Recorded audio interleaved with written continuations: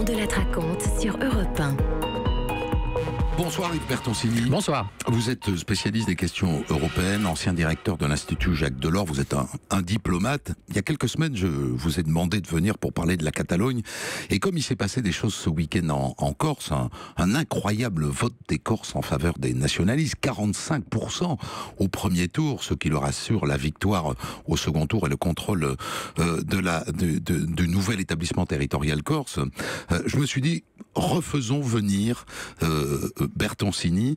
Est-ce que d'ailleurs vous faites le lien entre ce qui s'est passé en Catalogne et ce qui se passe aujourd'hui en Corse ? Il y a des points communs entre toutes ces poussées nationalistes régionales. Donc vous auriez pu ajouter l'Écosse. Vous avez aussi eu des référendums dans le nord de l'Italie récemment. Mais à partir de ce point commun, c'est-à-dire des territoires qui souvent ont une langue, une culture, une histoire spécifique, une insularité, même pour la Corse, il y a quand même des différences. Et j'ai entendu Jean-Guy Talamoni la faire lui-même. D'abord, au sein de ces territoires, il y a des nationalistes qui peuvent être soit autonomistes, c'est le cas de Simeoni en Corse, soit séparatiste, indépendantiste. C'est deux choses différentes. C'est le cas de Puigdemont. Absolument.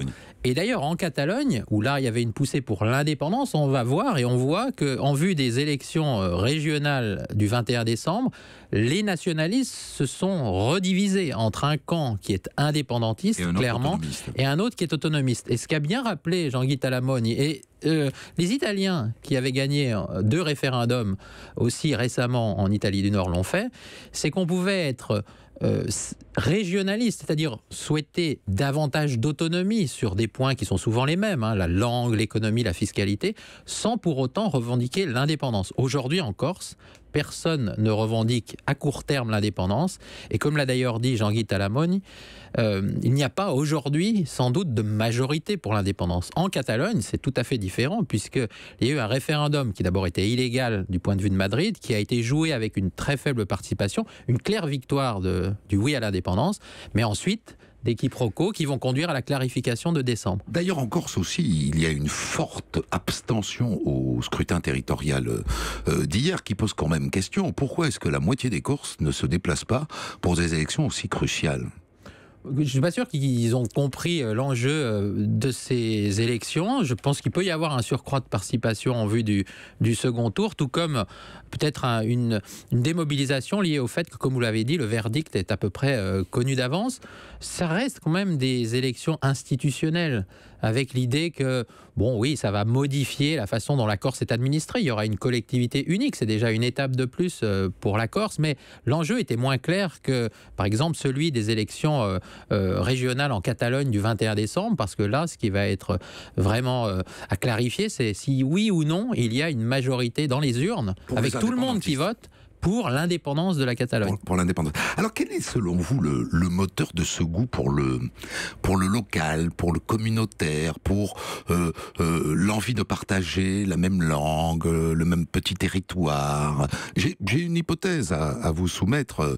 La mondialisation est tellement lointaine des hommes qu'on a envie de se replier sur les gens qui nous ressemblent.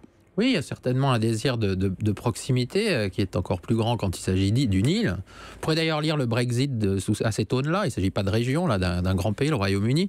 Cette envie de se retrouver entre soi dans un monde qui est très instable, très, très illisible d'une certaine manière, avec des autorités nationales ou européennes, voire internationales, dont on peine à voir comment les contrôler. Et donc, un retour au niveau régional qui n'est pas général. Il y a 275 régions en Europe aujourd'hui. Donc il n'y en a pas tant que ça où il y a ce fait identitaire. Mais j'allais dire, cette affirmation identitaire est d'autant plus vive quand vous avez une langue, voilà, un territoire, une histoire de conflit parfois avec le centre. Et puis il faut le dire, dans la période récente, un centre qui est affaibli parce qu'il y a des affaires de corruption. Il y a eu une crise économique et financière très vive qui pose aussi la question du partage entre les riches et les pauvres. Alors c'est pas le cas de la Corse, mais en Catalogne il y a ça, transférer de l'argent sans cesse au sud de l'Espagne. Et donc tout ça forme un cocktail qui, s'il est exploité par des leaders régionaux qui peuvent vouloir pousser leur avantage, eh bien peut donner lieu à ces affirmations identitaires. Mais encore une fois, à bien distinguer dans leur débouché davantage d'autonomie, parce qu'in fine, c'est peut-être ce que vont obtenir les Catalans, peut-être aussi d'ailleurs les Corses, et l'indépendance pure et simple. Les Écossais avaient par exemple tenté ce coup-là, et la population a finalement rejeté l'indépendance. Qui est le prochain sur la liste, à votre avis? Parce que vous n'avez pas cité la Flandre. Les Flamands ont des velléités de quitter la Belgique. Oui, eux aussi, sûr. Et de vivre leur propre destin à part. Oui, alors il y a un problème avec la Flandre. D'abord, ils gouvernent, hein, le NVA est au pouvoir. C'est qui va garder les enfants, ou plus exactement les parents, hein, parce qu'il y a Bruxelles et la monarchie. Oui. Et donc il y a un vrai sujet pour la séparation éventuelle. Maintenant que simplement les nationalistes flamands sont au pouvoir à Bruxelles, sont assez puissants, eh bien, il semblerait qu'ils peuvent plus facilement s'accommoder d'une autonomie encore plus accrue. C'est déjà un pays fédéral, hein, la Belgique. Et en tout cas, je n'ai pas entendu que ceux qui étaient au pouvoir aujourd'hui revendiquaient l'indépendance. Alors peut-être sont-ils dans un processus graduel d'aller un cran plus loin pour le moment venu, peut-être. Mais c'est plus difficile en Belgique parce que la Flandre et la Wallonie sont un peu siamoises avec le roi et Bruxelles qui les lie. En Italie, on suit assez peu ce qui se passe en Padanie, au nord donc de l'Italie, qui rassemble la Vénétie et la Lombardie, qui ont des velléités d'autonomie plus grande. D'indépendance ? Oui. Non, et ça, ils ont été aussi très très clairs, comme Jean-Guy Talamoni l'a été après les élections d'hier. En Italie, il y a une facilité à organiser davantage d'autonomie, parce que ce n'est pas un pays qui, comme la France, est un pays unitaire où toutes les régions ont les mêmes pouvoirs. Il y a déjà 5 régions à statut spécial en Italie. C'est les 5 régions de la périphérie. Par exemple, le Val d'Aoste, le Trentin, la Sardaigne, la Sicile.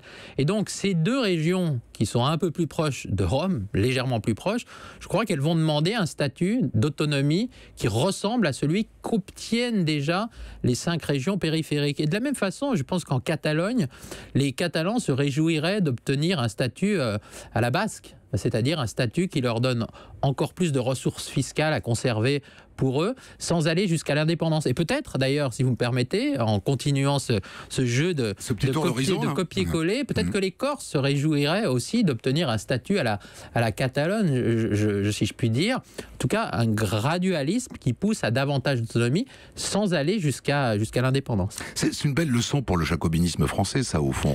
Plus on laisse d'autonomie, moins il y a de volonté d'indépendance. Et oui, c'est peut-être un test, d'ailleurs, pour ce que vous appelez le jacobinisme français. En effet, est-ce qu'en France, on peut inventer des statuts régionaux différenciés? Ça existe déjà en Outre-mer. On l'a vu pour la Nouvelle-Calédonie, les régions d'Outre-mer. Est-ce qu'il serait possible en France d'organiser une sorte d'unité dans la diversité en conférant à une région comme la Corse des prérogatives spéciales qui dérogent avec le droit commun? Sans qu'on ait l'impression d'y laisser notre âme, quoi. Absolument, mais c'est vrai qu'on a une histoire plus centralisée que celle de l'Espagne et de l'Italie, par exemple. Merci beaucoup Yves Bertoncini, spécialiste de l'Europe, enseignant avant tout, diplomate, d'être venu nous éclairer ce soir. Europe 1.